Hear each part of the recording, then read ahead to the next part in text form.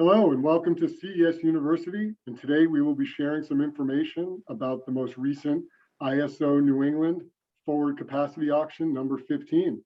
I'm Larry Pignataro, Senior Energy Services Advisor, and with me today is Eben Perkins, Managing Director of Consulting Services.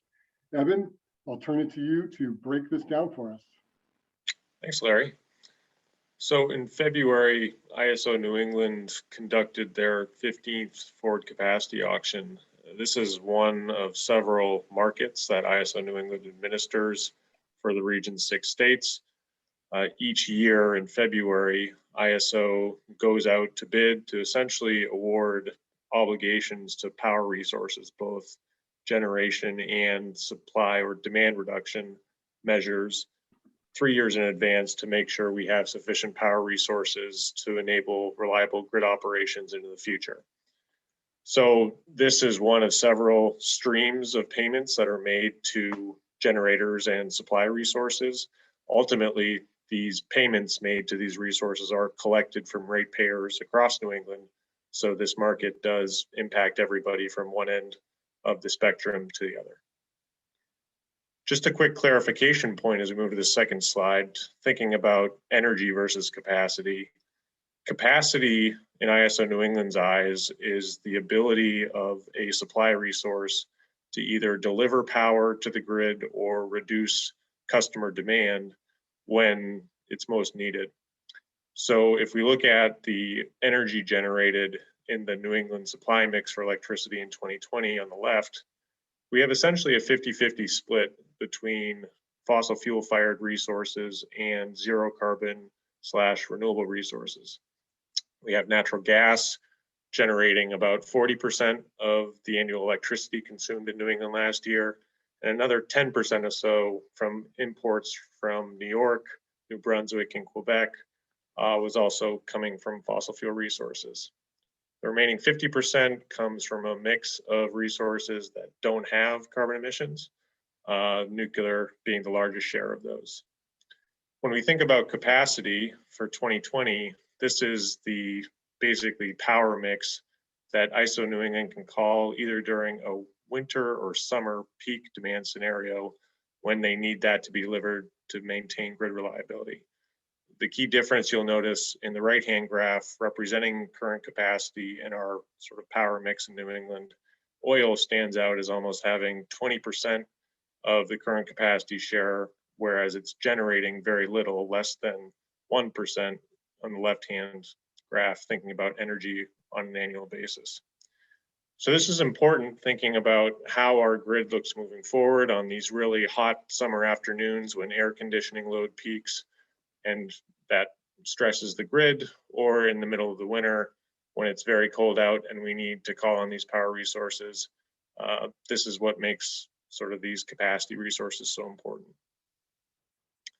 So in terms of FCA 15, if we look at the most recent auction results, there are some interesting lessons learned and takeaways from the auction. We've had prices in the auction, as we see in the graph on the left, clear between somewhere $2 to $4 per kW month. If you look at the graph on the right, those prices are a pretty clear decline from the average price over the last couple of years, and these prices do cover a little bit into the future. This is the 2024-2025 timeframe. It's not as low as the record lows we saw during the last capacity auction covering 2023 and 2024, but considering the prior 5 years, it's still at a very low level. This is good news for ratepayers around the region.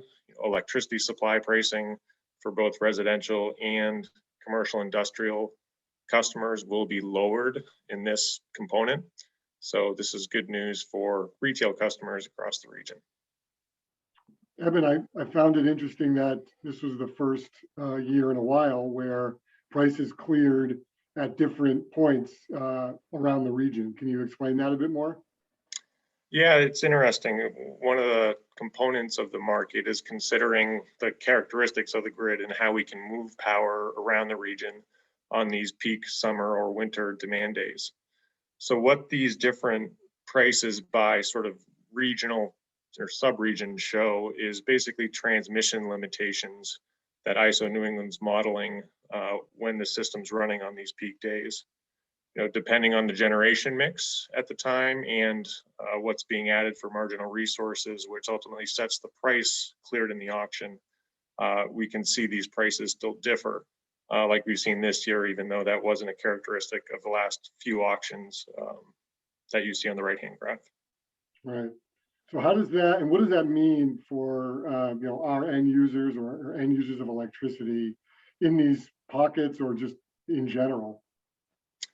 So there's a couple things. If you are sort of a passive consumer, the way this impacts you is that you, in your electricity supply price covering this 2024-2025 timeframe, the cost collected by your electricity supplier to make these payments to supply resources, this will get charged back to you likely through a fixed dollar per kilowatt hour range.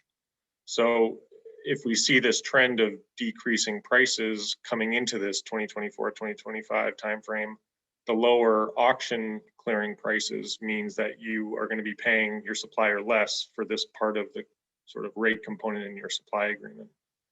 That being said, we have other components that make up your electricity supply price, in particular, renewable portfolio standard obligations. Those costs are increasing for most customers in New England as states around the region are increasing their targets for renewable energy. So this lower capacity price over time is going to help soften the blow of some of those cost increases that are going towards helping make our grid greener and greener as we progress into the 2020s. If you think about it from, I'll call it an active consumer standpoint, somebody who has the ability to manage their grid demand on these really hot summer afternoons when your capacity costs are ultimately determined, there's a couple impacts. You're one, going to be sort of paying less like the other customers I just talked about, but also as you participate in things like demand response programs, basically reducing your grid demand when it's called upon by either ISO New England or a local utility, the amount of value you will get back is a bit lower than some of the prior years. So it's a bit of a double-edged sword that the value of basically turning your grid demand down on these really hot summer afternoons, that's decreasing over the next couple of years, but it's something that's very much still worth doing and keeping as part of your long-term energy management strategy, because these markets tend to basically run in cycles.